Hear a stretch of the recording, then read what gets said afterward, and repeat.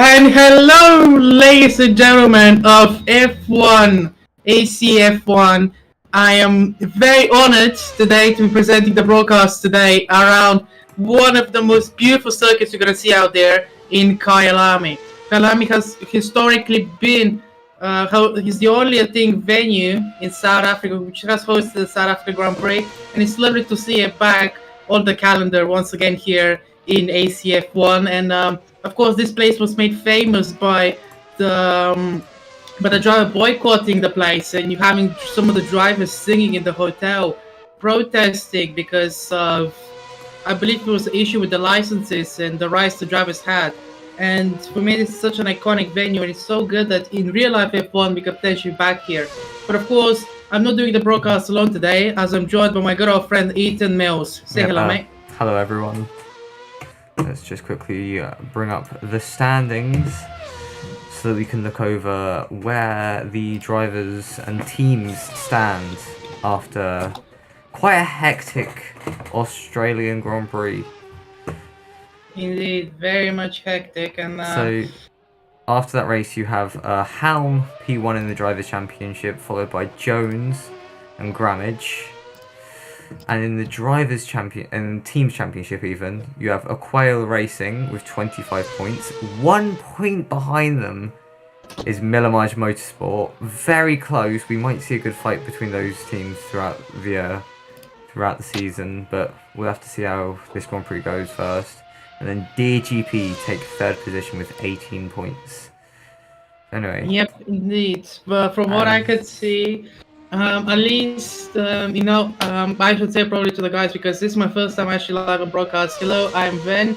I used to be the driver founder of Breakable Racing, but sadly, they hired a driver better than me, and so that's why I'm here in the commentary box commentating for you guys today. And yeah, and it's great to be here, of course, being given this opportunity to commentate on actual Formula One racing in these phenomenal 2009 cars. And I have to say, deliveries are extortionate so far, so aren't they? Yeah, they are. There are some very good liveries as we go to showing the track, and we watch Daniel Packle. Was that his name, Packle? Patchell? Ben, you've been racing it for a while. DP. There's DP in the stopping on track to return to pit lane. Here we see the Lamborghini Motorsport team. Lamborghini Tech team. As I quickly bring up the team so I know who's who. The Lamborghini Tech team driven by Alexander Rodikov. Yep, exactly. And it's great to see that we've got at least 9 entries so far on the grid as of yet. Of course, some maybe might be joining us, but considering that Kyalami is, I'm not sure how the drivers are going to set up the car really, because it's got that was the big thing in the background there. Quite a hard hit into the wall there. But I think that was Jason as Jeremy goes wide at the hairpin. It's proving to be very tricky for the drivers. Stopping the car to return to pit lane because there is some front wing damage there. It's a little bit bent for sure. As we watch Timo in the Bajaj Racing Honda.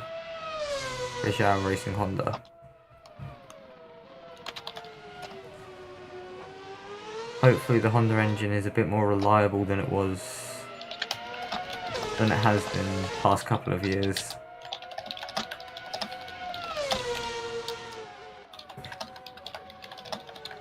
As there's a little bit of a lock up there from Timo. Yeah, that was definitely a lock up there for sure. But hopefully, then again, the tire wear, I'm not sure how harsh it's going to be. I mean, we heard rumors in the paddock that was going to be a 2-stop, but a potential 3 stops in the cars between the drivers. But we really yet to see how intensive the tire wear will be.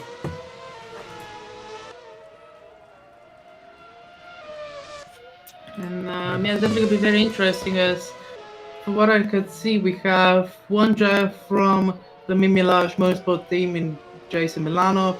We've got the two breaking point drivers in their respective voice chat. That's Antoine Robert. He's going on a collab, and as his owner, I have to say, please get P1.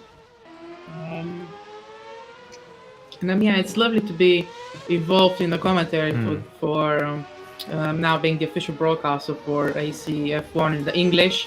Of course, my girlfriend Noah is doing his commentary in German, but of course, if you can't understand German, Du heißt, what was it? Du heißt Weimeister, and that's the only German I know. It's from when Sebastian Vettel won. Was that 2012 or 13? 1, 2. 10. 2010. At Abu Dhabi. First Oh yeah, Abu title. Dhabi 2010. Yeah. Youngest I remember F1 champion to date, and that's why I'm quoting because Sebastian Vettel. Of course, we're gonna talk about real F1 while the drivers are practicing because we have nothing else to really talk about. Oh my god, that was a big spin! The car got a little unstable there. Oh, that's a bad reverse hitting. Was that out of the hairpin? I think. That was out of the hairpin. The car went left, then went right, then went left, and then went right, and then said the fuck Spinala, and it did the big Spinala. Very, very interesting there. But yeah, back to what I was saying. Of course, we're gonna talk about some real life F1, and of course, the sad news that came yesterday was. Well, the good news was that Sebastian Vettel has made a social media account on Instagram, which is lovely to see. But the sad news, the first post was him announcing his retirement, which was correctly predicted by an F1 YouTuber. I'm not sure if you've heard of him. It's called Tiamat Murduk or something along those lines. He basically said that as soon as he made the Instagram account, he was going to retire, and he was right.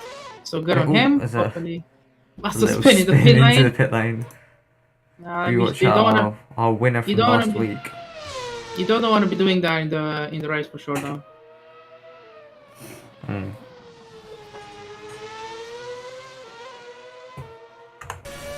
be right on board with our winner from last week, Alex Halm. By the way, can I just comment on the curves of the circuit, because this is, of course, the circuit went through some renovations over the last few, actually the last year, to make F1 raceable. And as you can see, the curves are lovely in the colored in black, and also green somewhere. That's Alex Hulme. I assume they're doing tests to see how the pit lane works, because you don't see really drivers entering the pits that much just to return. I mean, you mostly see them by the side where they get teleported by the aliens to their pit box. Yeah. But yeah, it's lovely to see, by the car of Daniel DP. He's doing a great job. 8 tenths off the pace of Nathaniel, but the driver that right now is really standing out to me is Juan Gramage. Not Juan Gramage, Jason Milanov, the other driver for Juan Marget Motorsport, I think it was. Sorry if I got that wrong. But yeah, he's down in P3. He's improved now P3. I was really worried about his lap time as of right there, but he's still here. We're still on board with GP here in the Force Tunisia, I believe, outfit. It would be. Or a race tech, I think, maybe. I believe that's the Force. Race Tech Esports, because it says it just on the side here. Nah, I'm pretty sure that's Force Tunisia. By the way, that's not due to licensing. That is actually the real name of the team in this F1 multiverse. And as you can see, Jason Milan pulling off in the Renault-powered 2009 spec F1 car, which is based off the Williams from 2009, which I believe was one of the first cars to exploit the double diffuser, if I'm not wrong. And as Timo Nathaniel, the number one on the grid, chose to wear the number one after he won the championship in dramatic fashion last season over his rival. And Yeah, he's rookie the number one for the season, and we have to say that right now he's looking like the man to beat. And of course, he Yeah, could I have mean, finished. I'm pretty sure he didn't finish round one due to a crash, but I'm not. he is. Yeah, I'm not sure if he finished round one or he was like very far back in the pack if he did finish. Yep. The race, the first race in Melbourne was a little wishy-washy. If you can say that, there were some good moments, there were some bad moments, there were some ugly moments, Yeah. and yeah, it was definitely very, very interesting to watch. I would give it a rewatch. I believe the German, my friend Noah, I believe did the commentary for that, so give him a shout out if you can. Yeah. Um, I yeah. think. I'm not sure what it is, but yeah, if you would prefer to watch the German, you go on to. I'm not actually sure what the name of his channel is. Do you know? Noah, NB46. If you look at that up on NB46. There we YouTube, are. you Yeah, I was just should checking be that able. that was the Race Tech Esports with Daniel Packel VP and Michael Schwann for Race Tech Esports, and then the drivers for Force Tunisia are Max Romer and Hugo Castanera. Very interesting. Of course, I've been for a very limited time in the paddock here of ACF1 for a very limited time. I've been in the pack, and yeah, it's great to see that he knows like the drivers. I've got to race some of them. Of course, I'm a race winner in the last season around Monza, my debut race. So you can say that I was hashtag blessed to win that one. And yeah, it's great as Timo does a personal best, which is third best on the server, apparently, for lap time, which is good to see. But I Ah, hope, but yeah, I mean, by the way, I'm gonna put in my early championship prediction. I'm gonna say Jason Milano out on top of the championship. In my humble opinion, the man has shown in multiple championships that he's got the skill to do it, and I think he will. Was Juan Robert there? Was we saw him there? Spun off at believe would be the exit of turn 4, and yeah, that was definitely probably he's a-okay. I mean, the car has yeah. taken a lot of damage. Thankfully, we've got the mechanics from NASA, and they just repair the car ASAP because they know what they're looking for. And yeah, so to see as we have 5 viewers currently Oh, watching the nice. stream. So thanks to all the 5 viewers who are watching the stream. Thank you very much. And yeah, I believe Samuel he's in his own dedicated voice chat, but he isn't on the server yet, He might be which on the is a server, little. but it doesn't come up on our timings until you set a lap time. Can you try and scroll to see if he's there? There's no way to see unless I had to like say a driver that's in the pit lane, and we can see that there are quite a lot more drivers than there are coming up just in the pit lane Can we for our see? timings. Oh, there he is. I think Somewhere, he's in the pit lane right there. I do believe he's in the pit lane. somewhere along. I think that's the car you're pointing at with your cursor right there. I think that might be Samuel who is in the server. It's great to see us. We have 10 minutes of practice. This practice has gone for very long. Going And on board what should we with talk? the What drivers. should we talk about, Ethan? While we wait for these drivers to finish practice, then we can actually get on with the action in qualifying. Well, I think we could quickly go over sort of all the action. Oh, that was a lot of Kirby took there that like just unsettled the car so much there. I do have to comment. I do have to comment on that 3.5 turn though.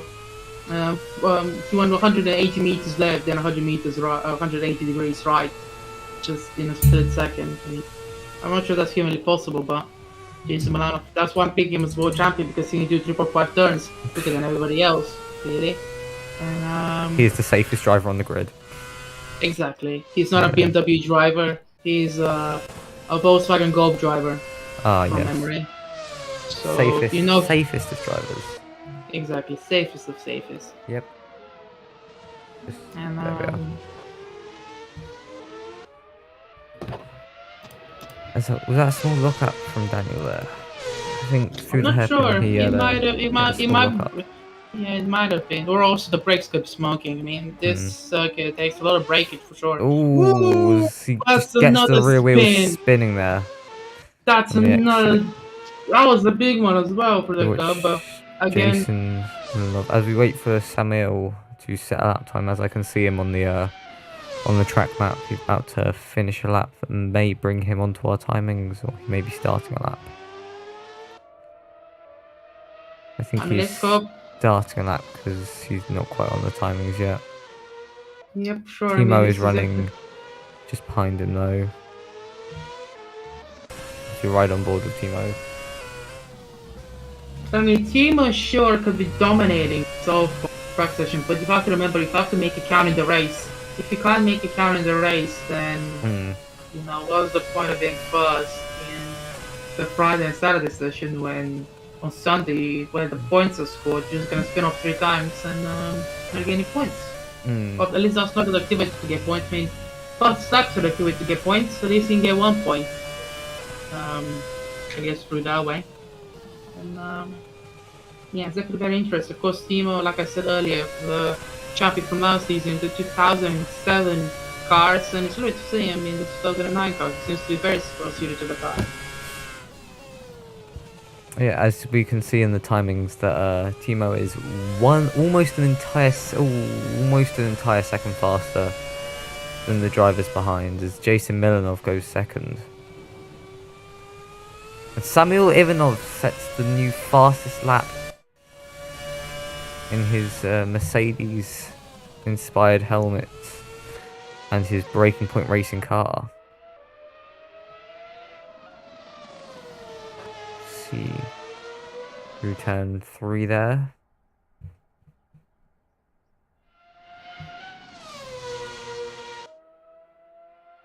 Coming up to turn 5.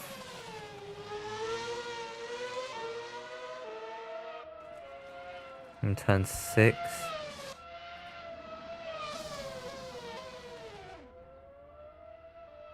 Was he's come off the track? Well, Samuel Ivanov coming off the track there.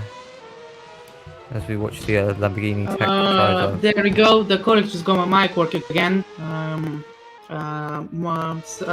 of the guys, one of the guys from the sound said that I wasn't coming through loud enough. So hopefully I'm coming through louder now. And I think we're all good though. As you just commented, someone you goes fastest, which as an owner of Breakpoint Racing makes me very much excited. And yeah, it's great to see that, you know, some of you have to speak a little bit about him now. He was a very late substitute to me, because I got booted literally on the week as the season was about to start and booted to commentary with Ethan, which by the way I'm very grateful for, might I say. Yes, Samuel is races in BGF1, which is probably one of the most competitive regional Formula 1 tracks you will ever get on the Santa Corsa. He is very, very, very quick, and he has won races in that community. Very good drivers. I know all of them, and they're aliens. Like, if you think these drivers are pretty high skilled, go to that community and see how skilled they are. Then he races Formula Student Grand Prix over on. The driver spun off a little bit there. Yeah, he was spun by the aliens teleported back to the pits. And as I was saying, Samuel races in Formula Student Grand Prix series. He did very, very well. Oh, it was Jason spins again. This might be a little bit of a war for the drivers. I think drivers should put a little bit more downforce on there, or work with the differential to be there on the loud pedal. Sort of softening maybe the anti-roll bar a little bit on the rear, so the car rolls more to catch it. Yeah, I mean they're definitely not going to be struggling to warm up the tires. Definitely. Put it that way. And yeah, that was a little bit of a weave from Michelle Sean. That very kind of like strange wave I found it when I was driving the car. Is that the car, you feel like it's oversteering, but it's not really oversteering. It's just a little jog on the little left right of the steering wheel, which is a very interesting thing I found the car. As I'm not sure who that was. I assume that must have been Samuel Ivanov. Oh no, that's Anton Robey actually. Yeah. the other fellow drivers, does a personal best on 19.2, which actually puts Very him nice. slightly 3.5 seconds off the pace. So I'm not sure how one of the drivers is 3.5 seconds slower than his teammate, but there is always a first time for everything. Yeah. So tell me, Antoine, how are you so slow? And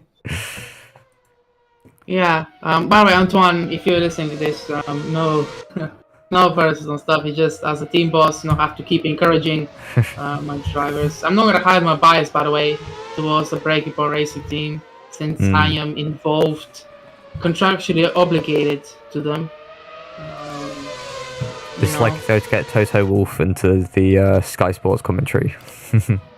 I mean, we might. I mean, post race, we definitely got some interviews. That's for Yeah. hopefully it will be a purple car sponsored by Orange coming out of top. I'm not gonna say the team name, at least for the end of the practice session, just to challenge myself a little bit during these commentaries. By the way, I noticed something that one of the cars was running plain white, and I actually went to the garage, and before we started commentating, I was like, "Hey, why are you running all white?" And they said, "Because we're weight stripping with the paint," and they said that sadly they said that all the sponsors are still sponsoring them in the background, but their logos are not visible.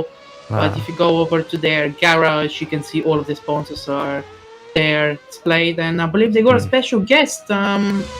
Actually, I met him, and you're probably quite familiar with him. Tom Holland is actually in their pit garage. Believe it or not, Tom Holland is in their garage for sure, and yeah.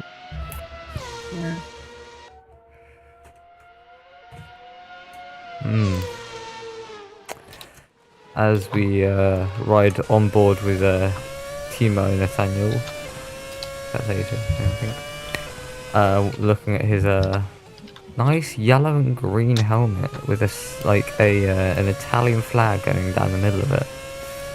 I wonder what's the inspiration to that, because we saw Antoine Robert was running, I believe, a Fernando Alonso tribute helmet. If we can go to his POV, as I thought he was driving on the grass for a minute.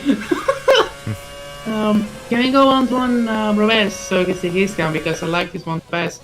Antoine Robert. This one. There we are. Yep, he is running a little bit like a Fernando Alonso 2005 vibe, as he goes off in the grass. I mean, I was speaking about drivers driving in the grass. They just came to fruition, and yeah, he's doing he's sure he might be the slowest, but we heard the saying about the tortoise in the hare. He might be the tortoise in that analogy, and he might come out with a good points scoring position for the Breaking Point Racing team. We just look through the drivers and their respective helmets. So both drivers of the Breaking Point team have gone for veterans on the grid in real life, because Samuel is inspired of hashtag blessed, hashtag grateful, hashtag thank you to all the fans driver, and of course Antoine is sponsored by Magic Alonso, que es grande Magic, to all of my really 3D fans out there. And we got Peter Jones right there in, I believe that, which team would that be? The Cognizant DGP. Yeah. Look at the front wing here. DGP. I'm pretty sure Sebastian Vettel would love to join the team. It'd be faster than the car he's in at the moment. And it's also green, sponsored by the same sponsor. Also Coca-Cola, which Cristiano Ronaldo might have a problem with. As of course, he said Aqua when. As we look at the Euro Proton car, driven by Daniel Seol. And did you know that gaff costed Coca-Cola $2 billion from Cristiano Ronaldo? Oh my! With the Coca-Cola controversy he had, which was, I mean, $2 billion is nothing to Coca-Cola, but when you say it out loud, it's stupid money that, the inflation rates really. But we're not gonna talk about real life. Just what was the funny fact? Jeremy Guth is. Ooh, is that an engine blown? Was that an engine blown potentially? I'm then again, not sure. We may have to see if his car is running in qualifying, but I think it was fine. It may have just been the fact that he wasn't able to get to the garage in time before they wanted to run a feeder series on, so you just had to sort of stop it, and they brought it back to the garage. Yeah, as we have 5 minutes to qualifying, Ethan, can you give them a summary while I talk to my drivers real quick? Yeah, no worries. And so you have in P1 from the Breaking Point Racing team, Samuel Ivanov. In P2, after practice, from the Beju Racing Honda team, you have Timo Nathaniel. From Millimage Motorsport, you have Jason Milanov. From Deer Motorsport in P4, in Deer GP even, from Deer GP in P4, you have Peter Jones. In P5, from, I'm actually not sure which team that is. Let me have a look. The Quail Racing team, I'm going to guess it's Alex Helm. From Racetech Esports, you have Daniel Packle, or Patch DP, in P6. Alexander Rodikov in P7 from the Lamborghini Tech team. In P8, we have Martin Hell. I will quickly find out which team he is racing for. For the Minty Fresh Mugen team, you have Martin Hell. In P9, you have Daniel racing for Euro Proton Renault. And P10 for I think it's Bijou Racing Honda, you have Jeremy Gunt. Then P11 from the team is that Lamborghini Tech potentially? That is not. That is the forgotten it. The Racetech Esports team, you have Michael Schwann. And then from Breaking Point Racing, you have Antoine Robert. Is that the grid? Yes, as we have 6 drivers there that have not set a time. Oh no, lots of drivers haven't set well, a time. Unfortunately, remember when we said about the Kyalami thing about going on strikes? Actually, the South Africans went on strike. And that's why we have so little numbers. But don't fear not, because I'm sure for the next round, in 2 weeks' time, I want to say, we'll be heading to one of the best circuits, I think, on the calendar, which I'm very much actually looking forward to, is Imola. Imola, I think, will prove as a very good circuit for sure, in my opinion. Imola is like quite a very good circuit for racing, because it's slow enough where you can get good overtakes, but fast enough where it's still daring to try and go around the outside. I mean, also the chicane at the top. Variante Alta, is it? I think so. I think it's Variante Alta. In a GT3 car, you can eat the curves as much as you like, and try not to track extend, because my fellow colleague will get quite mad at you. But in an F1 car, you kind of have to be a little bit more careful because of the suspension and how sensitive it is. So we can see the two Breaking Point Racing cars here, sponsored by Sim Racing GP. Also Pumba at the back, as you can see. NordVPN as well, and of course Gene Broban actually said to me, he came up to me and he was like, "Hey, I see that you guys didn't do well in the first race. You want to borrow a Place No Padrino sticker?" And they said, and I said yes, and that's why we have him on the car. And he said that if you win, he will give me his Praga setup. So the drivers better win, otherwise I will be sniffed out. You'll be in Gordy's car for the next race. Yeah, I'll take that, to be honest. Just drag him down even more into the mud. As we can see, the BMW powered Aquila racing car, sponsored by Kimoa and Logitech. Yeah, for sure, and it's definitely very interesting to watch. The drivers. I'm not sure what they think in their minds. They're probably right now getting ready to get out there on circuit and qualify. As the Formula 2 cars are just finishing their race now. They've just Qualifying, no race, qualifying, my friend. qualifying. The Formula 2 race happened. No, they're the very short race. It was Friday. It's qualifying. The Japanese kids, Iwasa, Iwasa went pole. Yeah. So as we look out onto the grid, I cannot quite select the drivers yet, as we just watch the start-finish straight and wait for them to cross the line. Well, in the meantime, while the cameras get sorted out by the beautiful technologies of... Oh, there we go. The camera angles seem to be kind of sorted. Yes, no, yes, no. Yes, Johnny, Johnny, yes, Papa. Why is the camera not working? No, Papa. We can't quite have the timings up yet, but we can. I mean, we don't need to have the timings up yet because somebody's gone out. Somebody said a lap time. When somebody said a lap time, that's when you need them.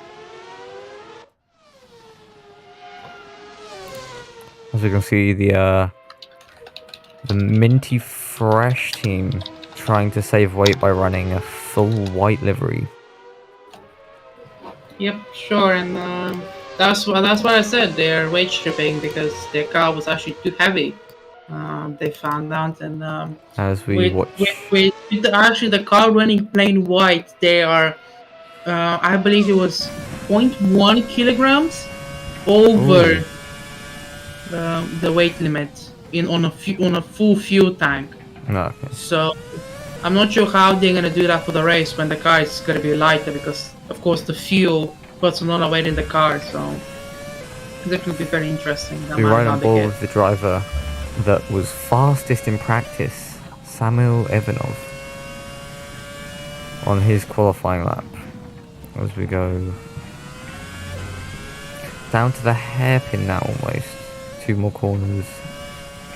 Can we just the Kyalami S? That's because there is no other corner like it, in my opinion. A downhill S, then steeply uphill.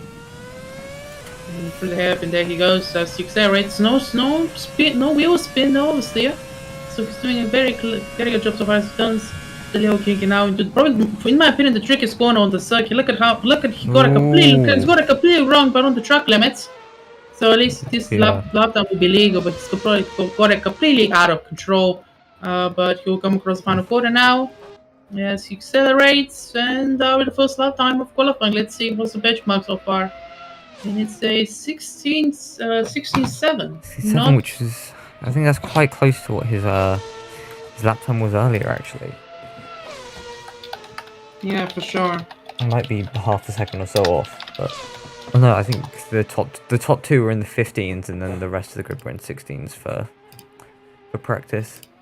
Yeah, for sure, and it's definitely very, very interesting. As you can see, Peter Jones in the DGP car, as Jason Milanov goes fastest, almost a second faster than Samuel, and over a second faster than Jones and Rudikov. Jason, there we go. He's finally woken up. Oh, that was a big oversteer moment. But yeah, he's finally woken up from that slumber in practice that he had. He was very much, as he's going still his own personal best right now. Still going faster. Maybe the drivers might try and do 2 runs on the tires, because the first lap they might not be warm enough on the first hot lap, which is kind of quite surprising considering the fact that the drivers are expecting 2 stops around here. Ah, interesting. Yeah, I mean, I assume it's gonna be a 2-stop, but it also could be a 1-stop. And we are running the soft and medium tire, is it today? I believe so, yes. So, I mean, you could do soft, medium, or you could do mediums.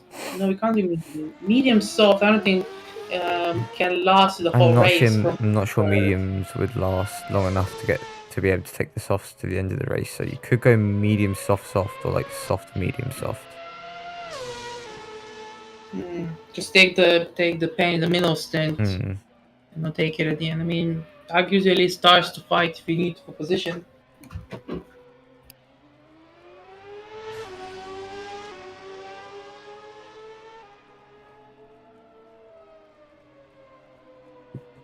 All depends on how other drivers are running their strategies. Yeah, for sure, and definitely very, very interested to see how it's going right now. Travis, As ooh, Robert went one goes with a in personal best. 83, I think that is far. That He's is definitely fun. faster Yeah, than his practice time. he's Which finally is out of. oh, is the rear locking there, It's putting him pretty into a half slide. That he's just about able to catch. He did cut the corner there a bit, but he did keep the corner. Did keep the car out of the walls. And Ven, are you there? And Sven is gone to speak to his team quickly, just to say what on earth was that. Are we back now? Again, the guys from South Africa are doing an absolute bad because my microphone keeps failing. Yours is completely fine. I'm not sure if this is rigged or not, but yeah, I'm back here now, and yeah, I definitely need to change microphone with the guys after qualifying because this is getting a little sometimes. Antoine is spun off there the hairpin, of course. At least he rejoins the circuit, and like some of the drivers who Yeah. just got teleported by the aliens into the pits. I just noticed that car responsible. Oh! And he's hit the wall. That is the most overdramatic spin I've ever seen. he looked like he was gonna be okay to come into the pits, but no, he spun it at that corner. That corner. The very famous corner. Oh, as another driver has spun. Another victim of the second to last corner. Second, yeah. Right, and there's a third driver off. Another victim! Almost collects him. It seems to be there is like some drivers put gravel on, or maybe there's a bit of oil on the track. Let me get my track map real quick of Kyalami to find the corner name of that corner, and is the crocodile's corner. Samuel Ivanov coming through the corner now. The crocodile's corner is called. No, he's on a slow lap, it seems, where he is 7,000. As he goes through Cheetah, very fine in Ingwe, the name of the final corner, and he's starting to go board. I think we should go on board for this lap as we head towards quote unquote turn 1. Right here, this is actually turn 1, which is called literally the King, heading in towards Crowthrow. As he gets it absolutely, as Jason goes fastest with a personal best, but let's stay on board as he goes through the junk sweep, getting into barbecue. He gets that actually a little bit wide, and he's gonna get teleported by the aliens. So we should go back with Jason Milanov's POV. That lap was invalidated. Yep, for sure. And Jason Milanov heading towards now, I believe would be Clubhouse Bend. Yeah, Clubhouse Band just passed right there. Very beautiful corner right there as we head towards the S's. Like I thought, he's just called the S's, so I was right in my prediction. For Kyalami, he gets that very much well done. Now heading towards Lukop. Lukop is the name of the hairpin, Ethan. Learn your corners. Apologies. As he heads towards the little king right here, the mine shaft. Let's see how well he takes the mine shaft. He found the mine shaft, but sadly not in Minecraft. He heads towards now the crocodile's corner, the trickiest corner, proven to the drivers, and that's why it's so tricky. And that's why it's so tricky. He actually went a little bit too inside into the corner. And that's what spun him off, the camber on the inside. As Jason's on an out lap now. As it is a Bulgarian 1-2. Slava, this is just, as a Bulgarian man, I have to say, admirations to my fellow colleagues right there on circuit. They're 1-2 right now. And the Slovene Grand Prix, by the way, I should say, Slovene Grand Prix is not going to be on the calendar sadly for Season 3 of the F1 Championship, but it's rumored to be in Season 4 of this championship, which, as a Bulgarian, I'm really, really thankful that it's going to be happening. Also, I noticed the Bulgarian flag there on the wing mirrors of the car. Very nice little touch. Yeah, very, very good touch. Of course, Ashley spoke with Antoine, who was also the designer of the car, and he said he was asked by the scrutineering by the FIA guys, why is there no flag next to his number? And he said because he thought that putting the flag next to the number would be boring, and Oh, as he loses the car there. through barbecue, another tricky Ooh. corner.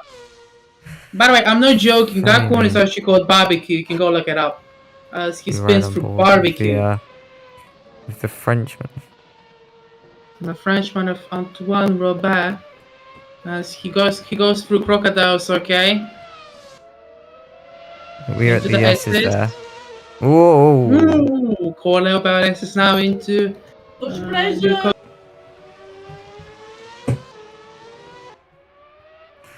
We go now into the mine shaft, and then now down to the corner that's caught a lot of drivers out.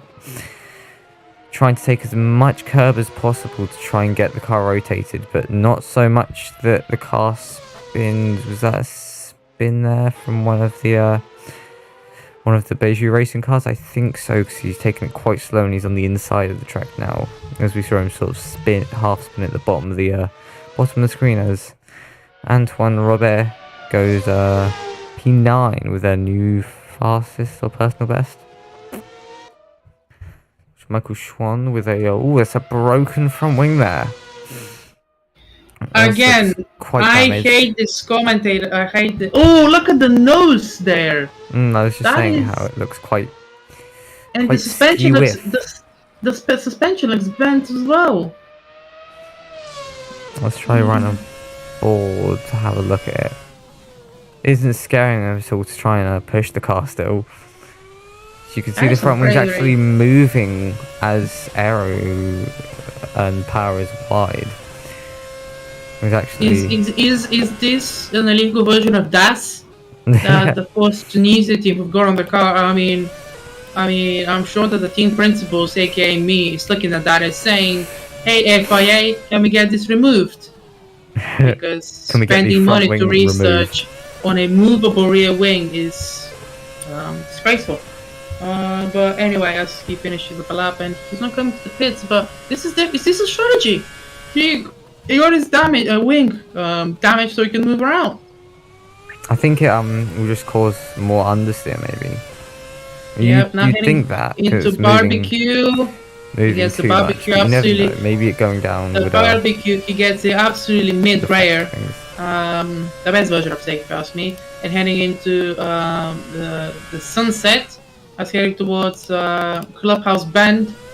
Yes, that very much. Ooh, a little bit of a oversteering moment right there. But now into the SS. Let's see how he gets the SS with the movable front wing. And with the movable front wing, you should be able to take it flat out. I'm sorry, but it's quite surprising how far to the right that is. Still holding on to the car.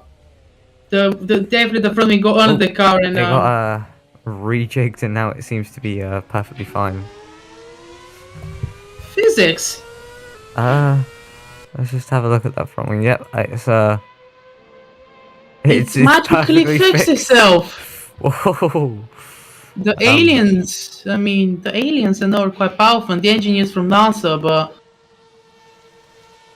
wow, I'm actually impressed with that. You know what? First, Tunisia, you'll be disqualified, I think, if I saw that mechanic that you guys are doing, but Antoine Robert is on outlapping.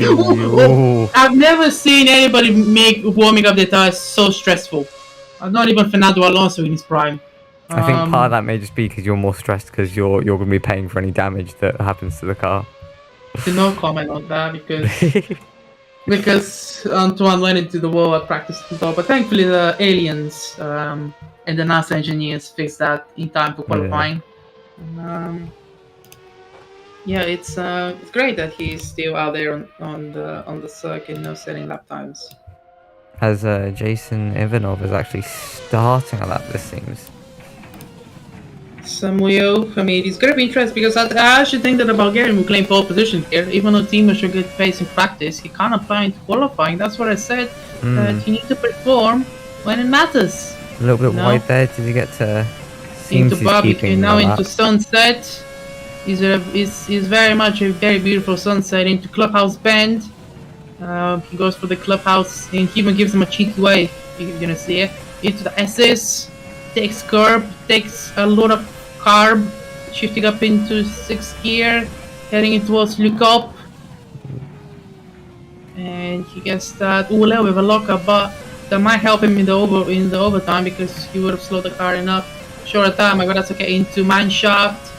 Mineshaft is just about well taken into the crocodiles. Whoa. Ooh, that's what we mean by the crocodiles being a very tricky corner with that camper. That crocodiles, I've got the corner names already. Into Cheetah, now into Ingwe, and now that's a lap. As I don't think it's going to improve, but let's stay on board. Yep, he pulls out 50.7. Now we're on board with our pole sitter at the moment, Jason Milanov. From Milage Motorsports. His teammate is actually, believe it or not, on a summer camp. Through barbecue. Yeah, he's gonna. I already knew as soon as I saw the line through barbecue, he was gonna pull out into the aliens teleported him into the pits. Timo Nathaniel. Timo Nathaniel is in there in P4.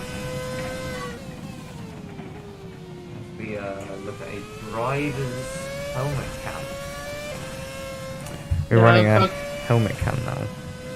So we gotta look. This is what this F1 Multiverse could have looked like. I would have been waiting beside me, and in the driver camera, so I should be good. Lost the car through. The only thing we're missing is pedal cams. But you don't really need them because it's only 2 pedals, isn't it? Yep. When it's 3, it's actually interesting because you need to clutch. It's interesting the different braking strategy of some drivers would just brake normally and use the clutch, and some would heel and toe. I mean, maybe we should go back to the. You know what? Maybe we should go backwards in the cars that we use next year, 1990 F1. I'll be down. I think the 90s wasn't 90s the beginning of sequential shifting. Ferrari were the inventors of that, I think, back in that era. Okay. With the screaming V12s, which kept on failing. V12 was amazing.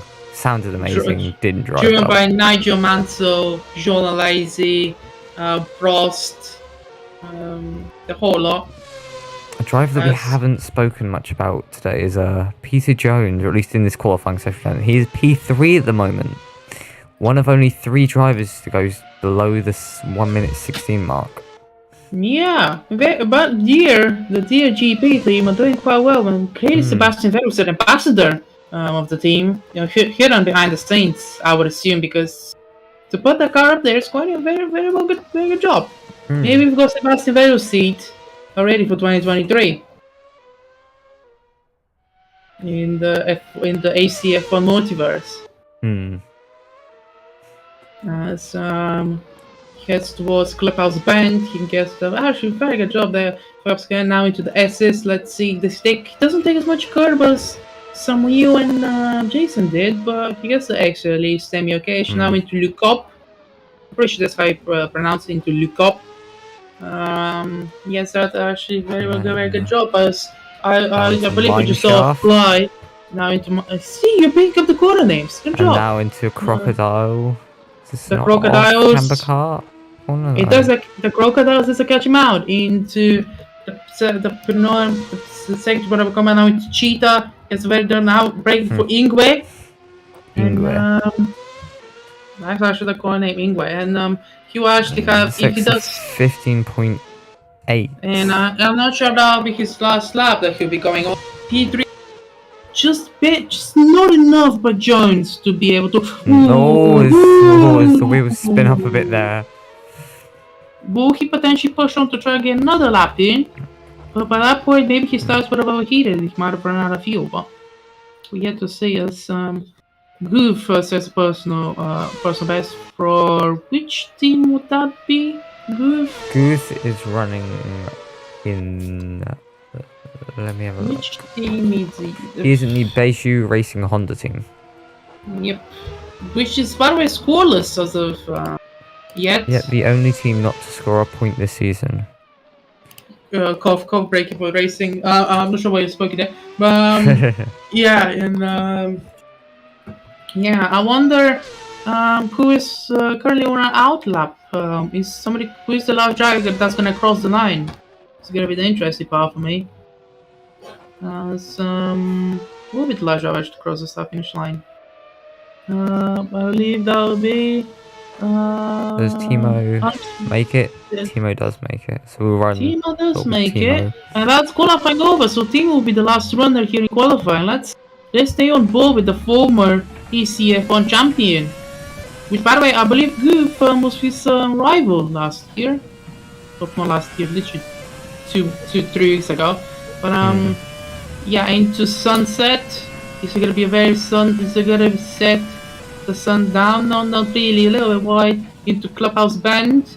Now, do you remember the corners now here? I remember this is the S's, but I can't quite remember the hairpin. Luke Cop. Lukop. Down into Lukop. Good braking, no lockups. Little bit wide of the apex there, but nothing that should hinder his lap too much. Exit speed though. Exit speed is crucial. Now into Mine shaft, and then down to Crocodile. Corner that's caught a lot of drivers the out today. Crocodiles. Gets it Keeps fine. the car fine. The Into penultimate Cheetah. corner. Into Ingwe. He has a, he might actually improve here. This looks like an lap that could potentially enable improvement. Let's go And he puts it P2! second! With the final run in qualifying, he puts it in P2, splitting up the Bulgarians. As we wait for Formula 3 to run, we will run you over our qualifying positions. So you have Jason Milanov for Milamaj Racing going P1, taking pole position. Bravo! Bravissimo, my friend from Bulgaria. In P2, we have Timo Nathaniel in the Bijou Racing Honda. Maybe he'll be able to score some good points today, as long as he can keep the car going straight. Samuel Ivanov for Breaking Point Racing in P3. We have Peter Jones in P4 for Deer GP. In P5, it's Daniel Soel for the Europroton Motorsport. Is it Europroton Renault car. Yep. In P6, you have the Lamborghini Tech car of Alexander Rodakov. P7 is another Bijou Honda racing car, so maybe they can score some good points today, both of them, of Jeremy Gunth. Martin Hell in the weight stripping Minty Fresh Mugen car. P9 is Racetech Esports of DP Daniel Packle. P10 we have Antoine Robert of the not lost, boys, not lost. of Breaking Point Racing. P11 P11 is not the final car on the grid. P11 is the Racing Tech Esports of Michael Schwann. And last on the grid is the driver that won in Australia, not setting a lap time for qualifying, Alex Helm in the Aquail Racing. Sadly, he actually he had I was so again while you were commenting, I was getting info, and allegedly he had an engine failure of sorts, something to do with the fuel flow. So the fuel flow kind of failed him, and that resulted in him starting last of the grid, and he may as well take a new engine. I've seen that some drivers are choosing to do their quali runs on the medium tyres compared to the soft tyres. Yeah, due to the fact that the tire is so harsh around here, and can't get the tire pressures actually correct, realistically, because like you saw how extreme it is through sunset on the tires. Yeah. Like you think about Indy and how harsh the tire will be there, just double that by 2 times for the circuit.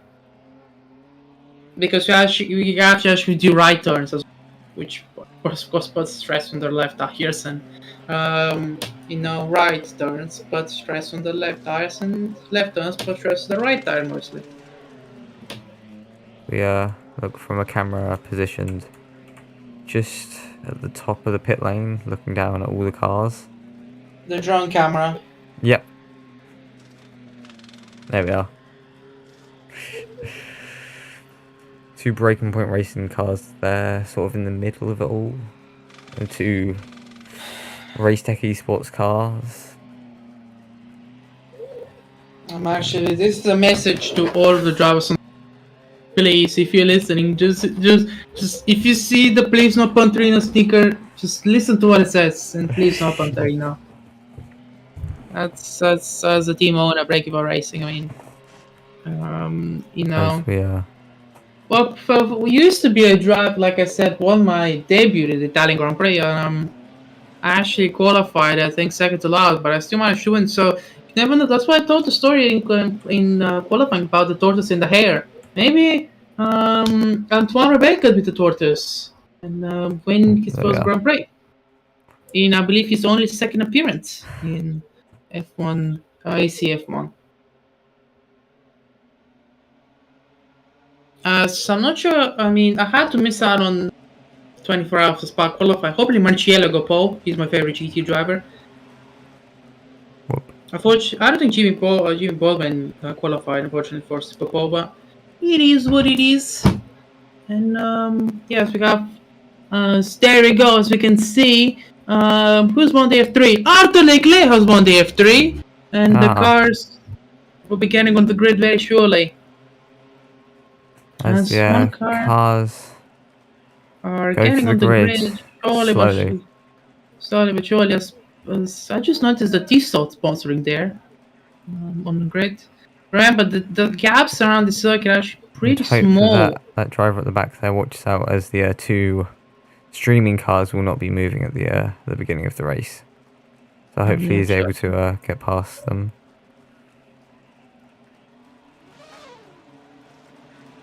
Don't press drive. Don't press drive. And yeah, as we see a little bit of a drone shot, the drone moving up and down the grid as the drivers sure are putting on the rails any minute now. And here come the lights. Here we go, my favorite part of the weekend. And it's gonna be, come on, I'm waiting for it. You have 1 light, 2 lights, 3 lights, 4 lights, 5 lights, 6 lights. And it's go here. Ooh. For the Grand Prix. Ooh, that was a little bit of a spin, some wheel spin from the start there by some of the drivers. Have Timo Natalia battling with some wheel into turn 1 into, and that is very good racing, but some wheel goes clear through Cromwell and out to Junkie Sweep, heading into barbecue. Some wheel has got a very much clear lead. Also, Jones is fighting Radikov. Oh, as there is a big crash at the back. And Gunt is the biggest loser there. As a team that's crossing over, Antoine leaves his team P10. That's 1 point more for the championship. Was the back markers are putting a little bit of a show for us here. None at the front. You don't have much at the front. Watch the front. It's spread out a bit, but the fight for P3 it seems to be is still on.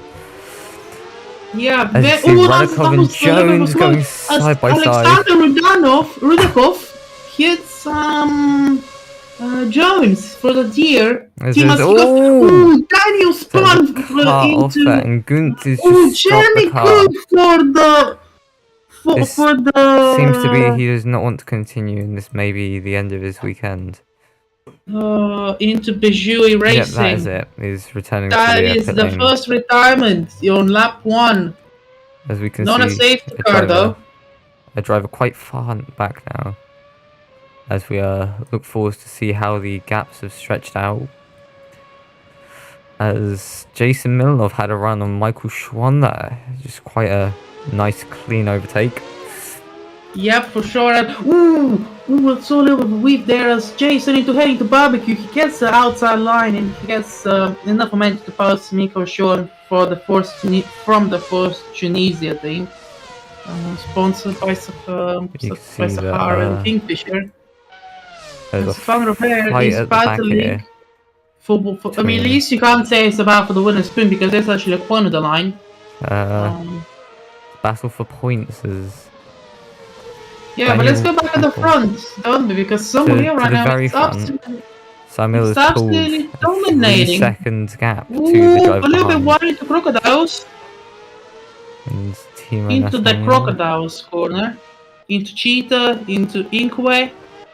Now the Samuel should be heading towards and really on PV3 and on the main straight now.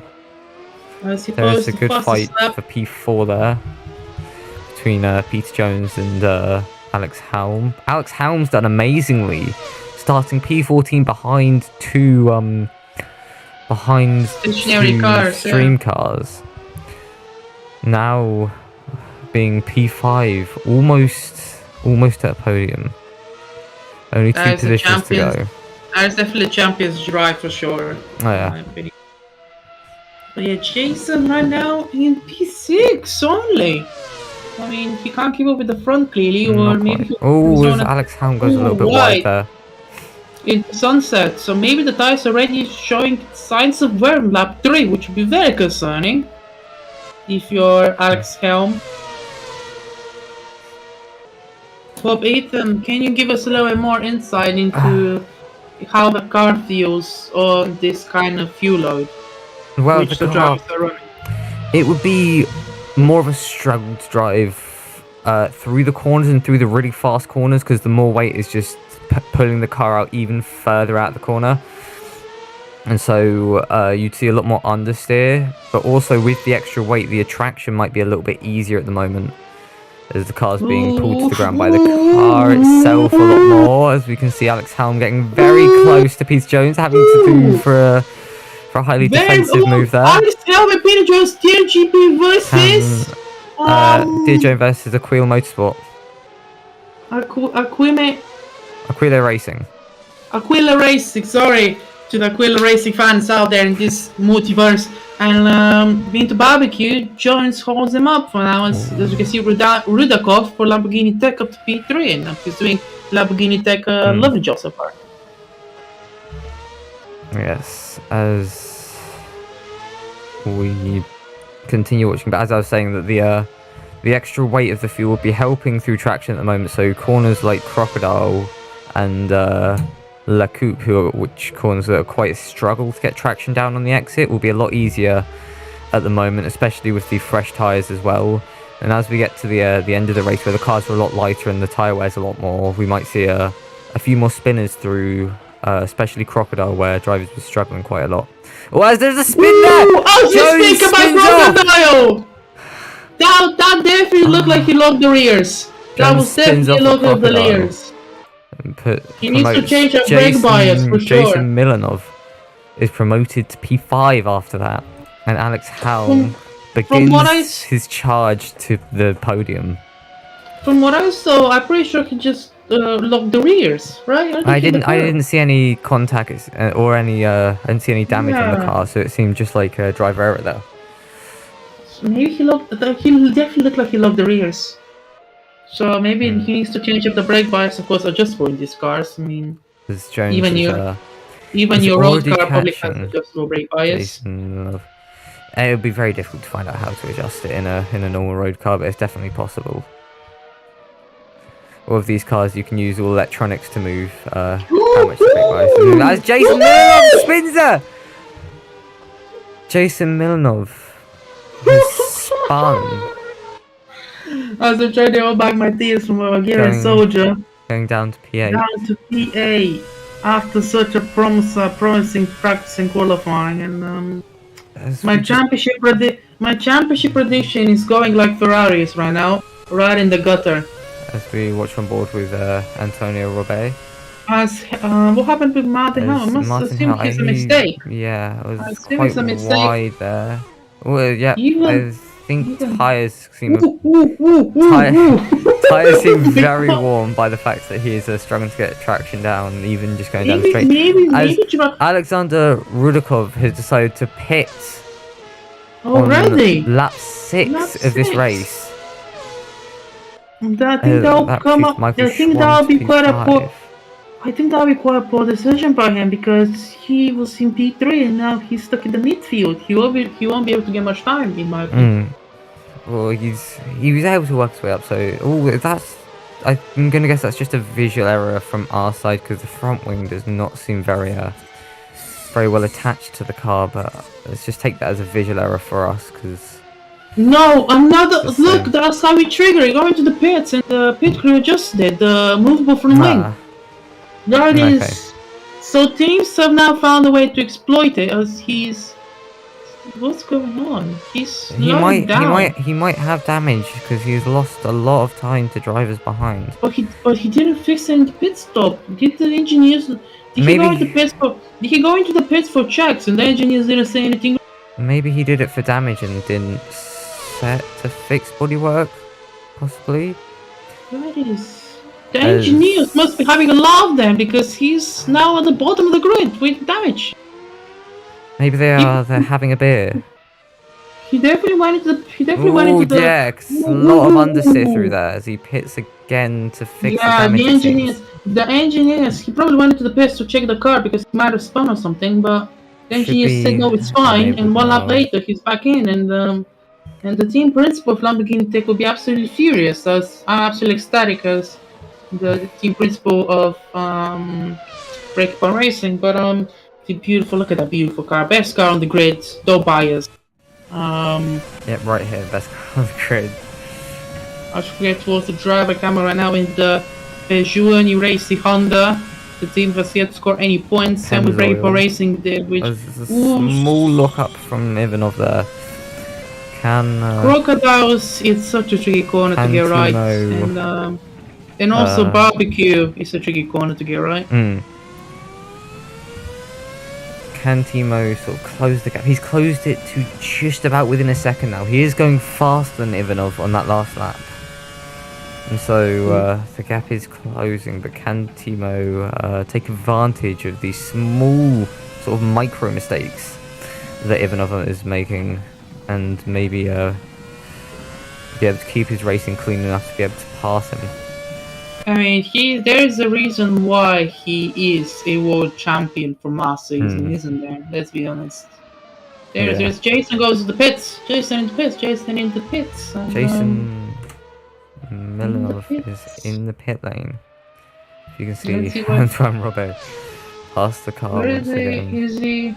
That was a little bit longer stop, so maybe he can refuel. By the way, I forgot to say that you were allowed to refuel, from what I've seen. So maybe drivers are taking fuel.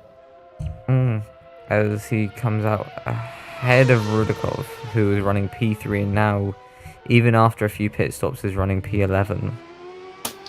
Yeah, I mean, he's still not that far off the grid, to be honest. I just noticed would Breakpoint Racing logo was showing. So to the people at the circuit, please update it to the new logo, Breakpoint Racing.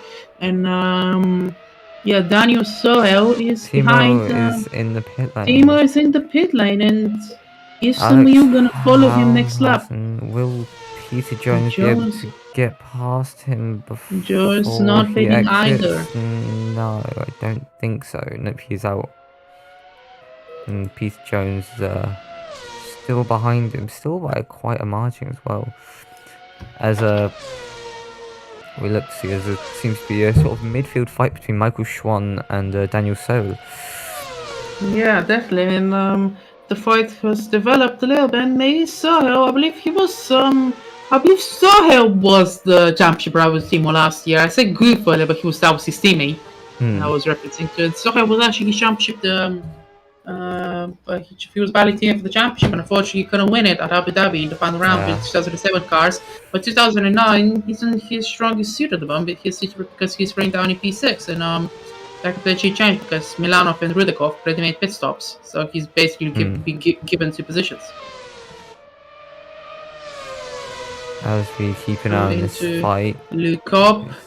That is a very strange line by Schwann there that he's taking into Luke up. He kind of goes right, but then he sweeps aggressively. Maybe he's just trying to aggressively defend, even though Sohl isn't quite close enough to be able to make an attack. And if he does, it would be quite an audacious move that he makes. As Peter Jones enters the pit lane now for his pit stop of the race. Yep, lap 10. The progress of each driver. As you see, Alex Helm has made up 12 positions today. And yeah, that is Schwann ridiculous. has made up 7. Then the biggest losers for today are Alexander Rudakov losing 5 positions and Jason Milanov losing 8. And Samil being able to gain 3 positions, starting third and making his way up to second. I think he's made his way up to first at the start, actually. Yeah, he got a very good look. He got a very good start actually. Good roll control. But the biggest loser is Jason Milanov, apparently. Yeah, losing 8 places because he started on pole position. Absolute stinker. As we look let's at see, which drivers have and haven't made his pit stop yet, as Alex Howell's made a pit stop. Oh no, he's the coming in pits now. So Ivanov really should respond to Nathaniel's undercar because he will Schwann pass Helm in the pit lane? I don't think so because Helm is driving again after his stop. As you were saying, as he dummies into pit lane and Soul pits as Milanov and Rudakov are coming together. As Rudakov spins again. We need to see what happened, but Rudakov again with the adjustable front wing. Disgraceful. Let's just pretend it's not just a visual glitch, but he's actually movable as well, which is giving him a legal advantage for Cheetah. Is he gonna go in the pits again? He does. It's for front wing damage. I assume that will be it. So the mechanics this time will know that there's damage on the car, so they'll actually fix it. And as he stops the car on his marks.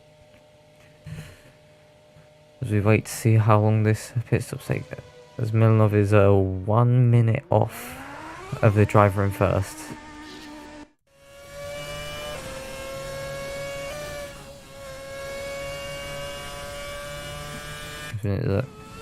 Jones is only 1.2 seconds off of P5.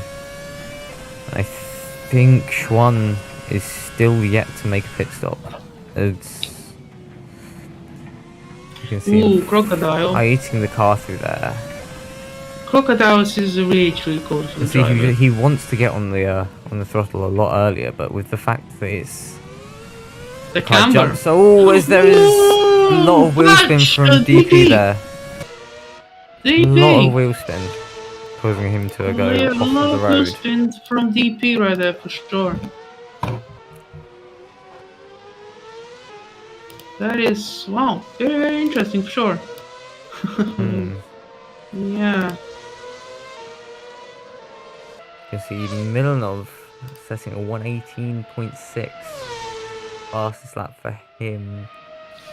Ivanov needs to pit. Look, he's only 50 seconds. Look, he can see now. Ivanov is he's gonna following his teammate. They're gonna double stack. Both drivers. What are you doing?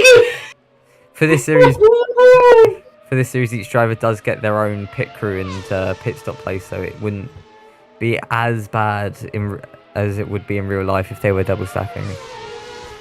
Where's Samuel gonna come out? Samuel comes out in P2, just about. Alex Helm is only sort of halfway down the straight as Samuel is finishing and going into turn 2. Antoine, multi-map 2-1, multi-map 2. Thank you. Don't multi-map 2-1 him. We do a Sebastian Vettel. As he goes wide there. And he is now holding up P3, it looks like. You see, he's gonna let him go into. It looks like he might have front wing damage, but he isn't letting him pass. It doesn't seem. There you go into clubhouse bend. Yep. As Robert has front wing damage, it looked like there. As Packle pits. DP pits. And comes out P8. Unfortunately, Jason goes for a move, locking the front tyres. That was a lot of smoke. That's at least 10% tires. Into barbecue. Those front tires definitely toasted for a nice barbecue. Into sunset. Let's see how he does into sunset. It's probably a gear down into sunset as we have the little nice orbit camera here to show it. Yes, he's following the wage stripping car of Hell. And in lap 30, we're actually halfway through there. He doesn't quite keep it on the track there. Into Luke up takes the. There's a little bit of oversteer And there, he but gets he him into passes before mine front. shaft, but now into crocodiles. Will Cal make a dive ball? He does, of course. He's gonna overshoot, I think, by country mile. No, he's Jason Milano. He's lost the position into crocodile. Let's see. Ooh, he runs wide, but this is a very interesting battle into Ink where the final corner of the circuit. And this is definitely it's a drag race heading towards turn 1. The crowd Jason's got on. significantly better exit, it seems, but now they're sort of at the top speed of the car and they can't quite leave each other. As Hell breaks later than Jason and gets the position into the little S section, into the Juswek events, into barbecue, my favorite corner, I think. Actually, overall, my favorite corner because Oh, there's a little bit of oversteer there, I think. Yep, as Jason. Ooh, he tries down the inside of Simon. He looked. That was terrifying to see. Timo passes for lap 15, but There's a driver behind actually that may be catching slightly. DP, that would be DP. DP is catching slightly with this battle, sort of holding Jason up a little bit. Jason needs to get past ASAP. He wants to do some damage for position. There was good exit there. He's got the Into mine shaft. Who needed from the grass into the crocodile. As hell goes really wide there. Just completely and he locked loses that two positions. He just completely cocked it up and into Cheetah, now into Equa. Jason Milanov is ahead of the queue. Yeah. He's catching a little bit of oversteer there from Daniel Packer. As GP will have Slipstream heading in. Does have the Slipstream. He looks down the inside but does not go for the move. I think he just did ran out of space, really. Not ran out of space, but like he wasn't close enough to go for the move into barbecue. And, the door wasn't really open enough to be entered. I really wonder what's the reason behind the corner names from here, Kyalami. I can officially say we are halfway through this Grand Prix, and with the half the race run, there's the other half left to be raced. Yeah. So you can enjoy us for the last. So I mean, the race is estimated to go on for more like 15 minutes more, with the drivers making the second pit stop. Some drivers I'm sure will make a second pit stop, especially people like Timo. I'm sure he starts in a lot. As I hope some of you guys put the undercut this time. The gap seemed to have opened up a little bit. We watch Robert, who is not fighting for position. That small rear lock, it looks like, maybe. So with Formula cars, you want to be running the brake bias as far back as possible. You want to be running it in like the low 50s to be able to get enough performance out of the brakes and be able to rotate the car without locking the rear tyres. That's what you're looking for. Nah, mate, 48 brake bias. 48 brake bias, yep. Tokyo Drift. Yep, Tokyo. I mean, Jason seems to be playing that strategy. So look at how much. I've been driving the BMW in the ACC. Oh, that's lag. That must have been lag. It's not that's very much lag. Interesting strategy through that corner there. He's sliding down more than initial. He's a Tokyo drifting that car through some of these corners. Absolutely looks like understeer, but it may just be video game lag side. As we look to the front, the gap has closed. Oh, the team will make a mistake potentially. Potentially. But the back for the lead is not back on, and some of you now with tires. Which not quite with the super fast drifting skills of Robert. His fellow teammate, but I mean, there's a reason why his fellow teammate is in last, bless his soul. You know, as into the crocodiles, as long as they don't become a victim of the corner, and now into Cheetah. Some of you a little bit more conservative, which is fair enough, into Inkway. Now this is where he needs to get a good exit. Get a good exit. Come on, come on for breaking point. Oh, that's so good exit.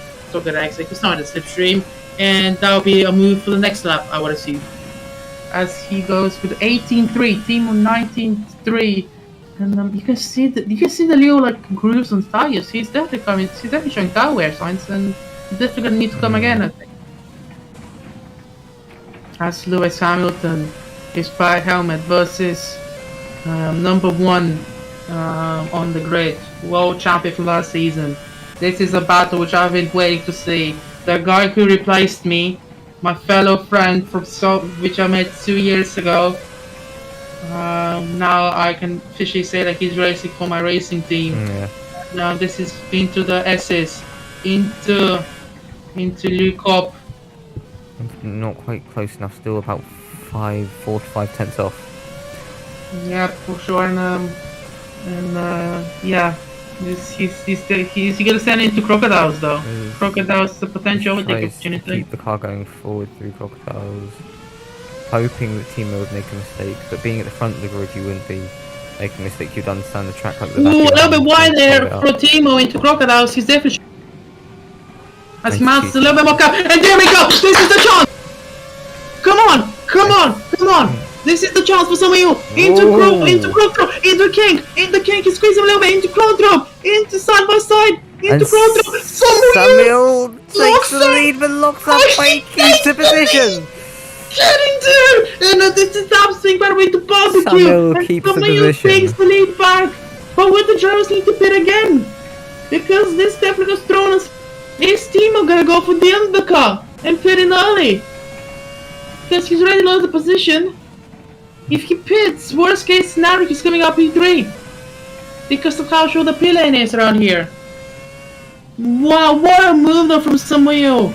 Unbelievable. Repping the purple Breaking Point Racing, sponsored by Orange as a title sponsor. We will be one into Lucop, into run out the corner right here. I believe this is the corner called Mineshaft. Jason Ivanov is pissing. Oh no,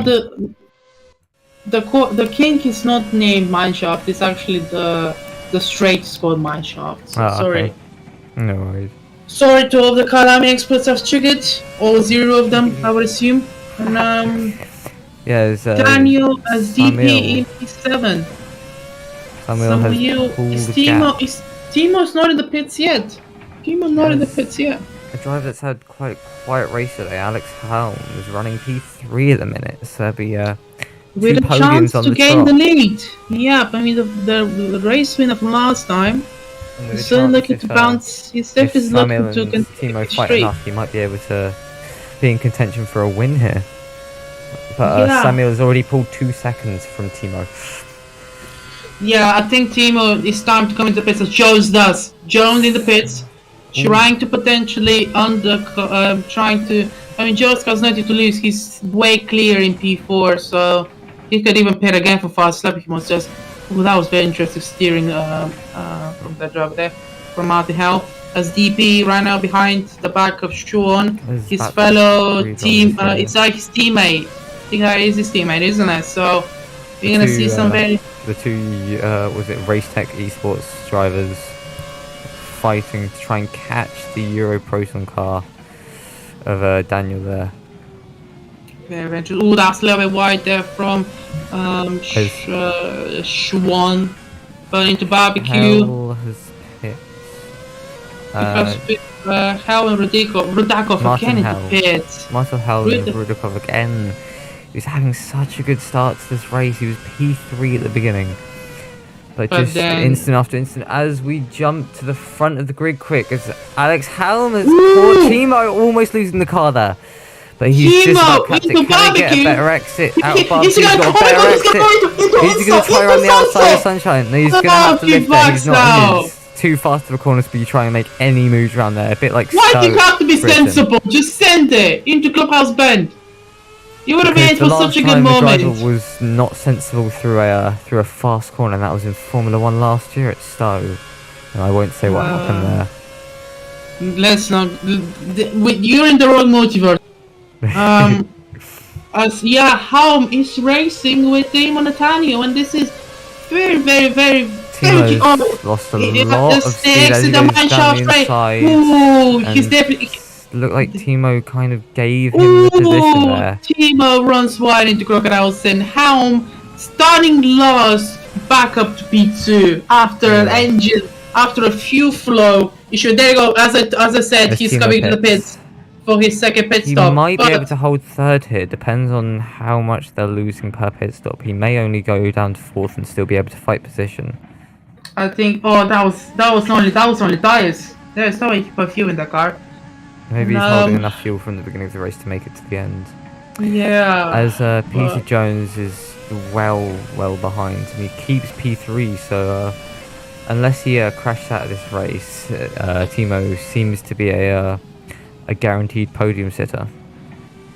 Yeah, but Samuel and Hal will probably need to pit again. I mean, if I'm Samuel right now, I would for sure pit right now because my rivals just pitted. And let Helm control the lead. Because even if he stays out... A little bit close there from Michael Schwann, who's sort of at the back of this 3-car fight for P5.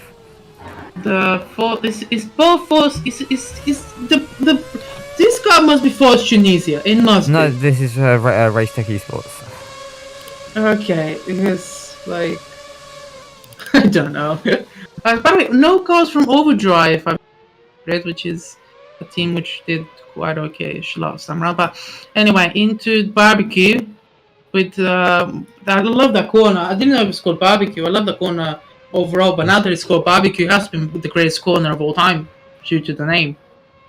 As Soul seems to be losing a lot of time and might be getting passed by Michael Schwann now. Maybe his tyres have just gone off, or maybe he's running a little bit too much fuel. Probably the tyres though, because he was running sort of comfortably ahead and now he's struggling a bit. So yeah, Michael for sure. Schwann might be able to have a go. That is a very interesting racing line because it's when he's attacking and defending we've seen that. So it's just sort of quite a sharp movement from the left to the right of the track.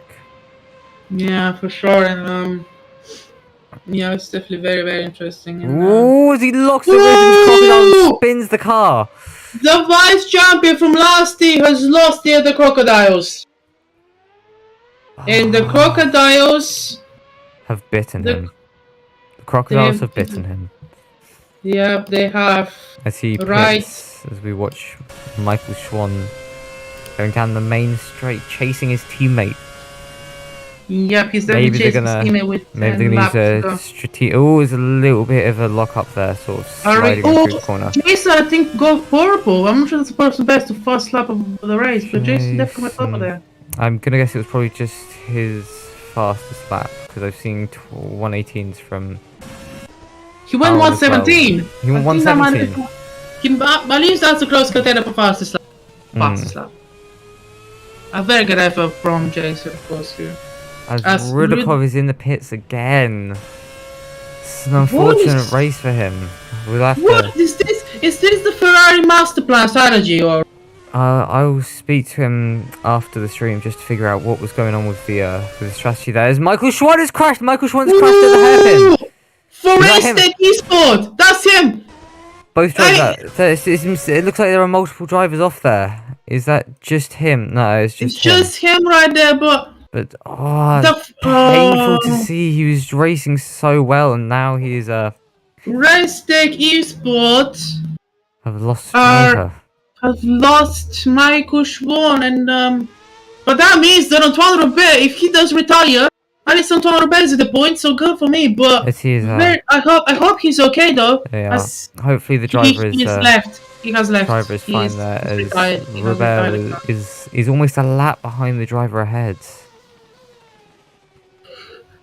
As Alex Helm's in the pit. Alex Helm is in the pits for his second pit stop. So Samuel must respond to this. Samuel must respond to this. He has to respond. Whoever he come out compared to Timo. Oh, Timo's gonna. You see, they're gonna undercut him. They're gonna fight into the one. No, they know, but. Oh my god! So Timo's ahead. Alex Helm is on fresher tyres though, so he might be able to catch him and get past him without taking too much out of the tyres. And then be able to just sort of Samuel has not come into the pits yet. He has to come into the pits. He must. He has the gap to come into the pits. So come into the pits. He must come into the pits. As we look back at Alex Helm as he chases down Timo. He's closing in quite dramatically. And maybe going into Crocodile, he might have a chance if he gets a good exit here down Mineshaft into the kink before Crocodile. Very tricky king back in the G3 car. He's like, you can take it, Flavio. He was gone. No, he's sensible and he doesn't stand. But he's got a very good exit. And there you go, somewhere in the pits! Somewhere in the pits! Where is he gonna come out compared to them? This is the real question. He's gonna come up behind them because they are at the first corner. We need to go into the pit lane. We need to go into trade. Pit trade. Oh my god, it's gonna be so tight. I think. No, somebody was actually. Oh, he's on like 2 seconds. That's 2 seconds. Yeah, nice 2 seconds. But somebody pits and rejoins in the lead, which is lovely to see. As a team boss, come on, just please, just hold on. Let's keep fighting. Timo, the champion from last year. And Alex Helm. Alex Helm, who won this time last week. Can he get a podium? Can he keep the podium and maybe even get P2 today? And if he pushes hard enough, he might be able to reach P1. Even with a major mistake, I think Helm is still going to be able to keep P3 because of how far back Jones is for the DHGP team. But come on, I beg, just keep fighting, so. And no backmarkers, please. Just that's all I'm begging for. As team principal right now. That's why I'll be saying to some of your team principals. TP in the pits again. TP in the pits again for the Race Tech Esport team. I think he has a big enough of a gap to P7 to be able to hold his position, but the front three are very close. Sort of the only fighting going on the track for position now is the front three. This is definitely very interesting at the front. It's just amazing to see because it's not like fighting like for small points or it's just fighting for no points. This means a lot, this fight. In so it's the ground, just a lot more tense watching it as there is a back marker there peeling out of the way. There's only about 3/10 between them. Yep, only 3/10, but into barbecue. Helm doesn't quite get the exit off of barbecue. He might have got some dirty air. These cars are definitely not. He keeps his foot in and takes a lot of curve there, taking quite a wide and fast line through there compared to Timo. Can he get a better exit here? I think he's taken the best out of his tyres trying to push to catch Timo now. Now the tyres are at a similar point. I think the tyres have overheated. He needs to just chill and then go for the maneuver eventually. But seems to be fine. He's gonna go into Crocodile. I can just sense. Oh yeah, he's going. Oh, he's going inside. He's going Crocodile. And it's the Crocodile. I think he does make the maneuver stick from last to second. Something that Sainz should have done at front. We have 6 laps to go. There's about a 5-second gap. Oh, Michael Schwan he's gotten an engine failure. That was Michael Schwan. We just got a news. The car that retired earlier. Engine failure. That wasn't damage. That was an engine failure. But anyway, Samuel set the fastest lap, which gives him even one more point. Just come on. Just can we shorten the race? Just make this the final lap, please. Samuel is pulling away from Alex Helm, and Alex Helm is pulling away from Timo. So Timo seems to not quite have the pace. Samuel is on another level of pace today. Timo could potentially come in. You just got allowed a bicycle down on circuit. I'm not sure about Samuel passing our commentary box here. Yep, he just decided to overrev it for the cools. But yeah, oh my goodness, there you go. Milanov in the pits again. Milanov in the pits. Will he rejoin? He's currently P5, but will he rejoin compared to the other car of Race Tech Esport? Might be quite a close fight between him and TP. Samuel's not out of the pits yet, I don't think. There you go, he's there. Side. So with 4 laps to go, Jason, we need to find a way. Jason is fast enough that he may be able to catch or even pass. As Robert is off and he's a lap behind the driver ahead. If he can just finish this rate, that brings 1 point to Breaking Point Racing. Or Samuel brings 26. But that means that I'll have to pay out my own pocket for that. Yes, but I don't care because as long as Samuel wins, I get G opens Praga up. Come on. Samuel's win can pay for Robbie's car. Exactly. But As this Jason is just chases down DP in the Race Tech Esports car there. Ooh, getting very close, looking around the outside, taking the late apex to get better exit. Now into Manshaft straight. Now into the little kink right here, which hasn't got no name kink. No name kink, and into the crocodile. Into the crocodile. Oh, that's far wide. Into the gravel nearly. What are you doing, Jason? Oh, he's P2 there, passing him. I thought that was P7, but I was wrong with that. Sorry. Have to excuse me that, but 3 laps left to go, and Subio 6 seconds clearing the lead. Just for the love of God, for the love of God. Yeah, he's going about half a second to 7-8 tenths of a second faster than Samuel every lap. As we watch Alexander Rudakov with a fixed front wing for once. Seeing him with a fixed front wing is very nice. As he balanced with the weight stripping car of hell for the which team? Minty Fresh, right? Minty Fresh team. Yeah, Minty Fresh. But oh my god, this is just. I think they're starting to dye their carbon fiber Minty Fresh just so they can save weight and still look amazing. To be fair, I don't mind just the pure white. I mean, in the blazing sunshine of Kyalami, you want your car to be white. Yeah. Compared to the black, compared to the black behind them. I mean, I feel bad for the Mercedes drivers last year when they were running in the black car. The past couple years actually. Maybe the black is like a. Oh my goodness! Rudakov locks up. That is a massive crash! And both cars are okay!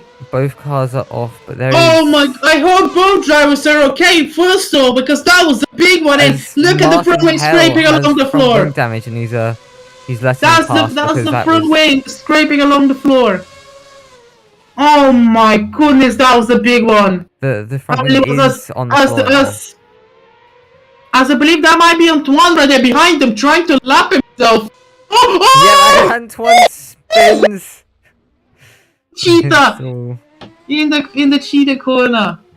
Oh my goodness me.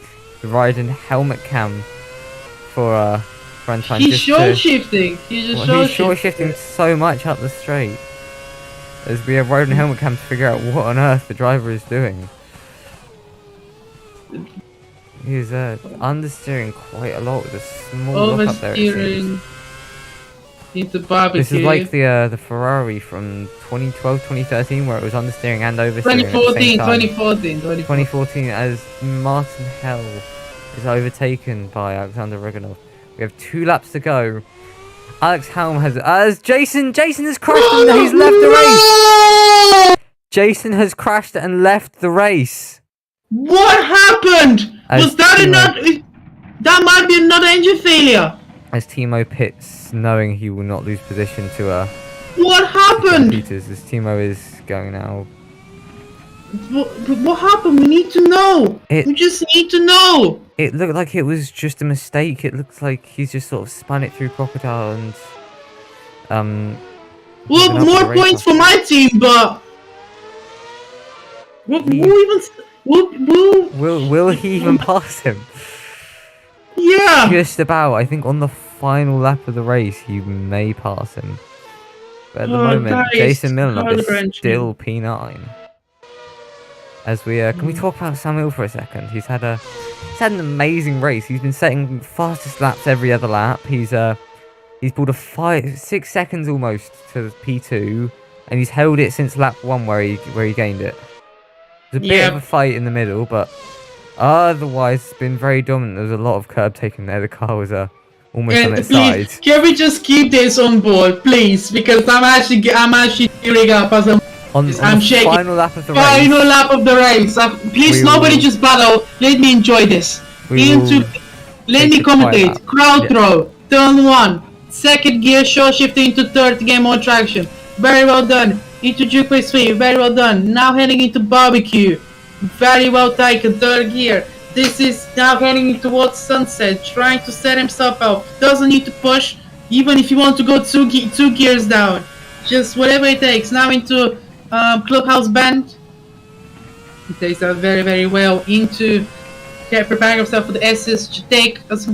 Ooh, that's a little bit more of a straighter line, which is not ideal, but it doesn't matter because he's allowed to make mistakes now that he's built up his gap. Now into look up to the hairpin. Now into the little mine shaft straight. This could potentially be. As long as he doesn't make any mistakes. Into the little kick right here. Beautiful apex. Into the crocodiles, the corner, which got out so many drivers. He runs away! Oh my god. Oh my god. He runs a little bit wide, but that's okay. Now into the cheetah corner. One gear down. Ooh, that's a little bit too much inside the girl speed. But now into the final corner of into the final corner of the race.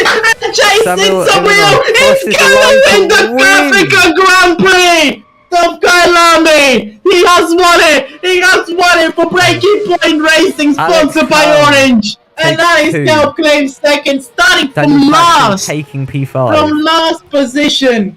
Oh my goodness me. What a race. What a race. At the end there. And Timo, there you go, he claims P3. But Antoine got Jason at the end to get one more point. As Robbie is off. He's off. Where is he off there? It's final lap on Antoine, for crying out loud.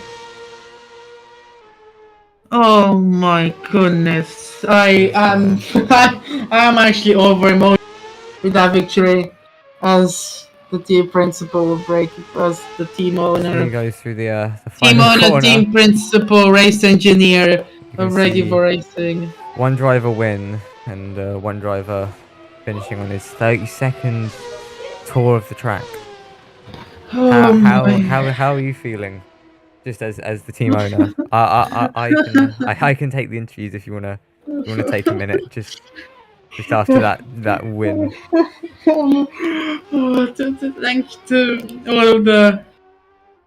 Thank you to all of the people watching the stream. You're actually seeing me emotional for the first time really in my commentary career as Samuel takes the victory here at Grand Prix. As that was a great race. As the oh my god, Samuel tells the pits. I just want to hug this man right now. I want to interview. Can we go interview this man right now, please? We'll interview P3 first, and then we'll go to P1. Oh, just I want to interview. As we look at the car that won the race today, and this is the view we'll have as we interview the cars. And just make sure that it's in focus. Oh, as he leaves. But the aliens who have taken him away as the Deer Racing GP, and then Wildcard, and then finally he drives as we exit the race to go to the standings. This is the standings after Australia. Alex Hell will keep the championship lead, but who will be second now? That's a good question. I think Alex Helm and Thingy will be equal on points. No, wait, no. Who will be second? It might be Jones keeping second place. Yeah, there might be, but we've already got an early intruder here, and that is somebody with Mano. Anyway, keep it professional. Thank you, Samuel. Second race, first victory for the Breaking Point Racing team. How do you feel? Amazing. It was a while when I was to won a race. Actually, I forget how was it. Yeah, it was a great race. Great race for P2 and P3. Timo did amazing, and also I think Alex finished second. So great recovery from this guy. Yep, for sure. And so Samuel, how? Yeah, very so emotional. Don't ignore him. Just He's not part of that. Ethan, I'll let you handle this. Yes, Samuel, do you have a favorite lap or a favorite point of the race from today? Actually, my overtake on Timo into turn one after the first pit stop was great. Mm. That was very good. You sort of sent it down the inside and just held it just about. Yes. I was like, oh my god, this looks so nice on TV. Would look so nice on TV. So Do you, I think this was the best moment. and I was just wondering, apart from yourself, do you have a driver of the day? Yes, of course, Alex is my driver of the day. Mm. He did amazing today. Not gonna lie. Mm. Yeah, that was a very dominant lead. Even after Alex had passed Timo, you were still pulling like almost a second a lap from him. Just like what helps you and pushed you to sort of have the extra pace you had today, or was it just that the car was just extra fast and that the team at Breaking Point had done so well with setting up the car and with any upgrades? I think the money that Van gave me, they motivated me. I am now a millionaire. Yeah, congratulations on the win. I'll let you and Thank you. you and your team boss celebrate that.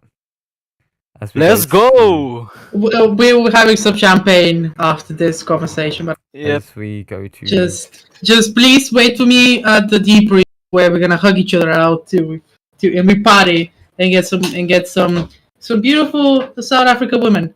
Van, this victory was for you. Only Thank for you. Thank you. As we go to the driver that finished P3, Timo, congratulations on the podium. How do you feel? Very good. My strategy was very bad. I think soft, medium was faster than Rudakov blocked me. I lost some time, and Ivanov comes quicker here to me, and yeah. GG. Congratulations. Good race. It was still a great race from you. The defending that you did as Alex was catching you, that was some top tier defending there. But just he had a bit too much overspeed on you going into Crocodile. As we saw him in the race. Luckily, not too many drivers were bitten by Crocodile. Yeah, I think the dirty air with this car is heavy. And the follow cars ahead is very hard. Overtaking is very hard. Kyalami overtaking is very hard. Yeah. Yeah. Without saying yourself, do you Well, have Ethan, mind if I take over a little bit? Well, Timo, of course, you're rocking the #1, and of course, finally, your team has. And as you know, one of the drivers is how do you feel about this? Do you think that even though sure we focus the drivers' championship, we need to still think about the constructor, which team will be better overall? So, what do you think of the so far your chances for the constructors? Yes, really good. So I think we have a great team. We have a great last season, and Heim is very strong. You guys definitely had a good last season considering you're running #1 on the car. Yeah. I hope I have the #1 on the next season car, but this is insane. We think we have a good challenge, and we have two races more this season at last season, and yeah.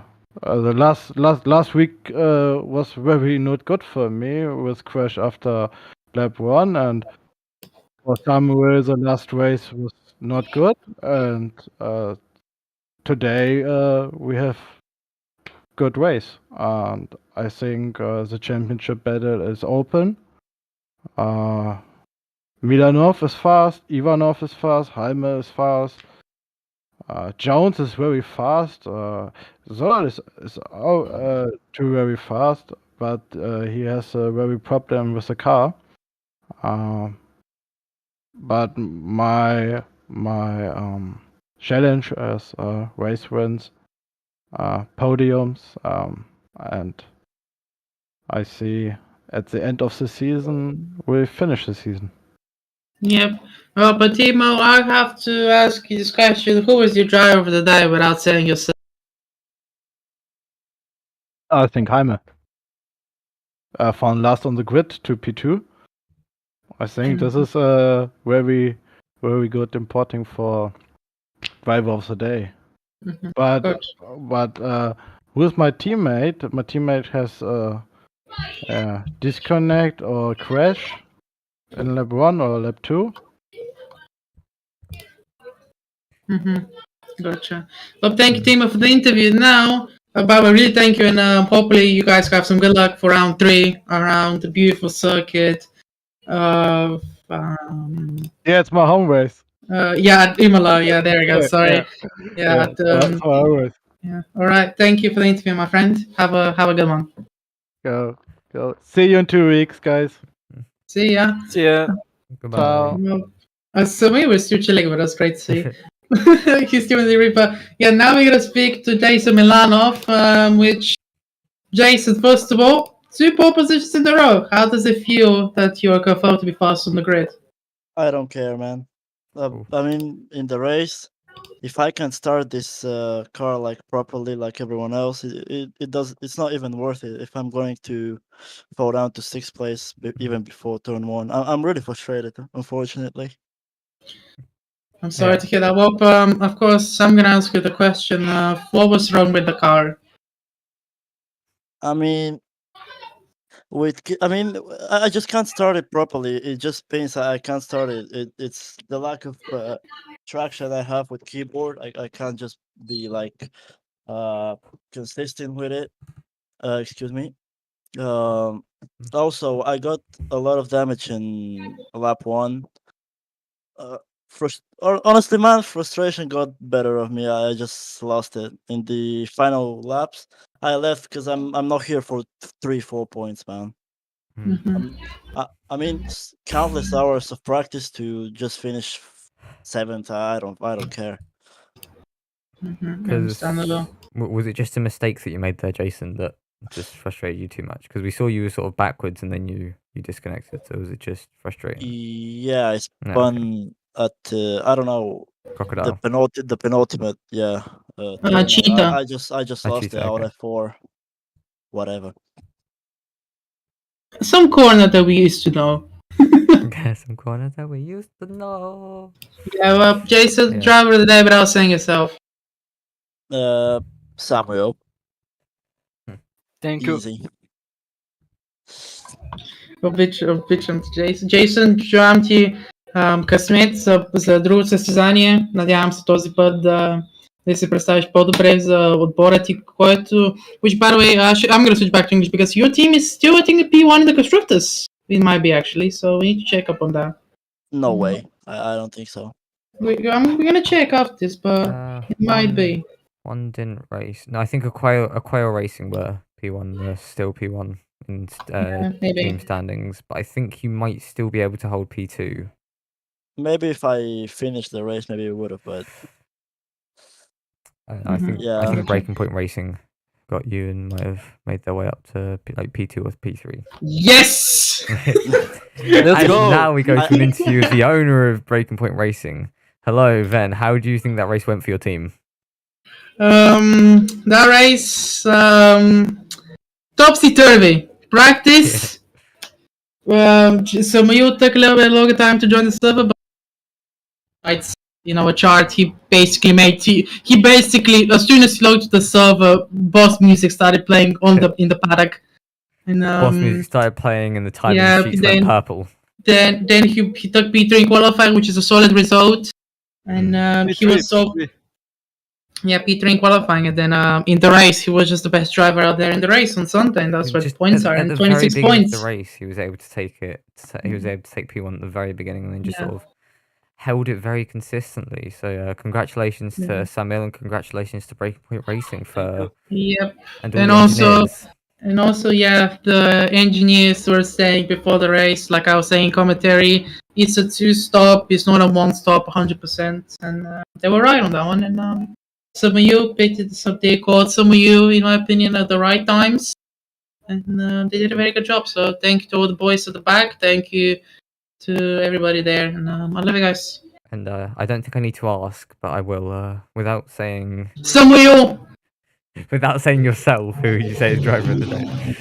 You know what? Again, I'm sorry, but I'm actually gonna give it to Timo because the car, of course, was going pointless into the race, and he of course, there's a reason why he wears the number 1 on his car. I think he put a very good he put a champion's drive in the second, like he said in the post interview. His strategy was wrong by the team, and that's okay because he'll be able to bounce back next round around Imola at his home Grand Prix. So now, as we lead into Imola, do you have any drivers that you think will do especially well, or do you think it's going to be quite a similar? I think I'm expecting Jason. I think Jason's going to step up from this time from that race, and I think he'll be the first Bulgarian one too, in my opinion. And I think that actually I'm going to predict that the helm will be P3. I mean, from the way it looks, is that Samil might not have the quality pace, but he's very consistent with his pace, and so has very good race pace. Well, Jason has really good 1-lap pace, but his race pace isn't quite there with Samil. So, I mean, we're gonna see how it goes. But anyway, I think now it's time to say to the viewers, all 0 of them, I assume by now, because they don't want to deal with a waffle. Thank you for tuning in to this broadcast. Pleasure doing these commentaries for you guys. It's my passion. It's Ethan's passion. It's the driver's passion that I put out there. They put out this performance for us to be able to commentate for it. And my first commentary, very emotional, very up and down, very stressful. There's definitely gonna be some debriefs after this, especially with Antoine, if you're listening. But overall, thank you everybody who tuned in to the stream, watched the race, and I just want to tell you guys that I love you. And we'll be seeing each other in 2 weeks' time around the beautiful circuit of Imola. And with that, on that bombshell, goodbye from me. Goodbye, everyone. It's